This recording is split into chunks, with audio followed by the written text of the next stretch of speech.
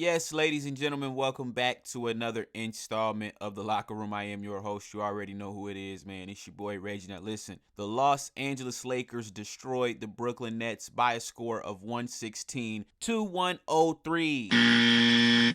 Ladies and gentlemen, the Los Angeles Lakers looked very, very good last night, and we were led by our star player, Anthony Davis. He came in, had 37 points, went 15 of 25 from the field, and shot a perfect 7 for 7 from the free throw line. This was Anthony Davis after yesterday's game. Yes, it's Allie. I got Big Game James here and Derek Fisher, and I'm just going to get right to it, keep it simple. We all love accountability. AD, you said it yourself on Friday, but as of late, too many my bads. How were you able to utilize your own message to come out and lead and dominate a season-high 37 to go along with 18? I think for all of us, we had a great film session yesterday. Talked about some schemes that we were seeing late game. Talked about finishing out, quarters, and I think, obviously we didn't finish out the third quarter, but we came out in the third quarter with some energy the last two games, which kind of helped us stay in the game.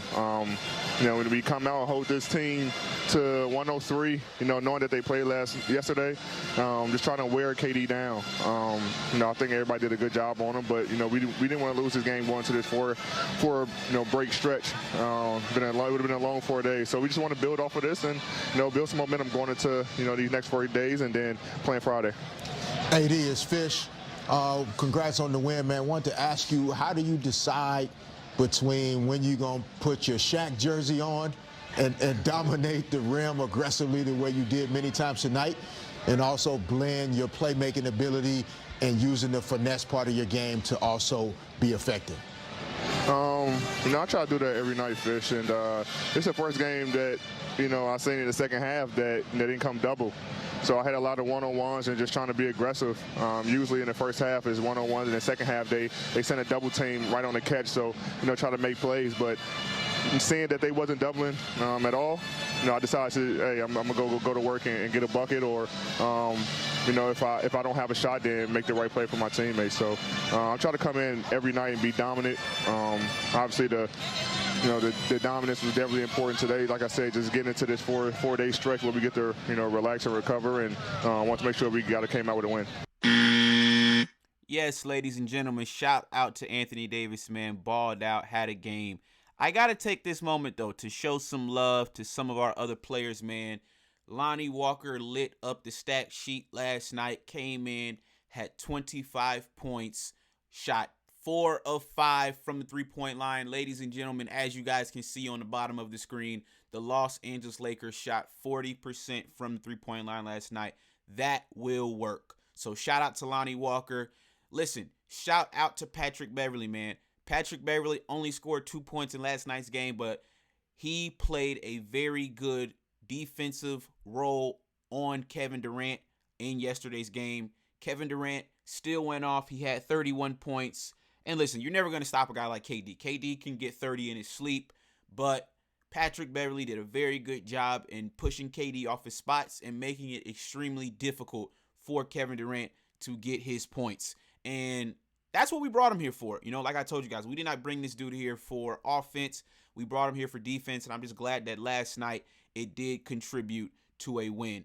Now, ladies and gentlemen, the Los Angeles Lakers are still sitting at 3-10. Okay, so Darvin Ham has been on a little bit of a hot seat, especially here at the locker room.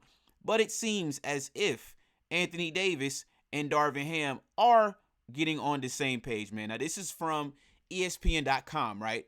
Now, the article goes on to say that feeling the pressure of a 2-10 start to his tenure as coach of the LA Lakers, Darvin Ham received some words of reassurance from all-star big man Anthony Davis heading into the game Sunday against the Nets. So this is Darvin Ham. He said, quote, had a really good conversation with AD after our last game, our last loss.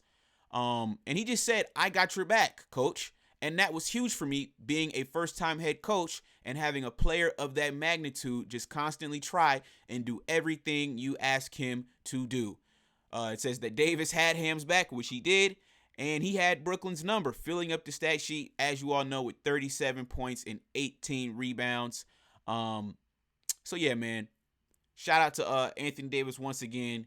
Darvin Ham and AD are on the same page, which is very good to see. And the article pretty much goes on to say that AD was actually watching the Green Bay Packers Dallas Cowboys game, and he used that game as motivation for the game against the Brooklyn Nets. He said, quote, "I was watching the Packers game before, and Aaron Rodgers threw a slant to Allen Lazard. He ran for like 40 yards, and then he started screaming and flexing and all of that, and it got me some motivation before the game." Davis said, "Just trying to go out there and dominate, be dominant, knowing that we had to get this win, knowing that a lot of guys, especially with LeBron James out, a lot of guys lean on me to try and get the job done." So AD goes on to say, "I was trying to get to the paint and score inside, knowing that they had limited shot blocking. When you set the screen, our guards attack downhill. We attack Nicholas Claxton or Markieff Morris and put it on the rim. If they miss, then I have a guard on me, so I have the chance for an opportunity for an offensive rebound and to get a bucket."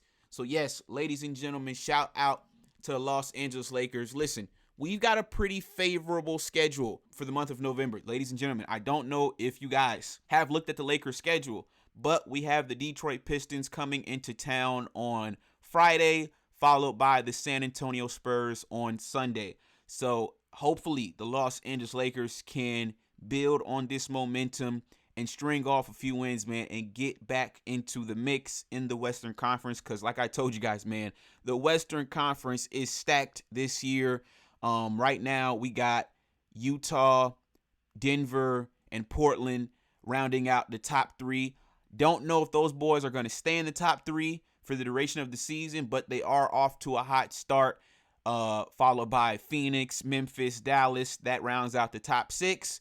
And then right now, currently in the play-in tournament, 7 through 10, you've got New Orleans, the Clippers, the Kings, and the Thunder. Now, speaking of the Los Angeles Clippers, ladies and gentlemen, I found this to be very, very interesting, right? The Los Angeles Clippers took on the Brooklyn Nets on a Saturday, the day before the Nets played the Lakers, and the Los Angeles Clippers could not get the job done.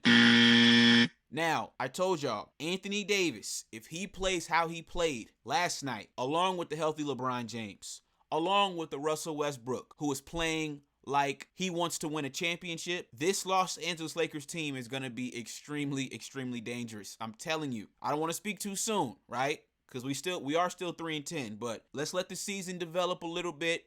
Let's let things play out, man, right? Nobody's going to talk about Paul George, man, and that performance he put up on Saturday, right? Paul George, ladies and gentlemen, went 5 of 21 from the field and 1 of 6 from the three-point line. But nobody's going to mention it, right?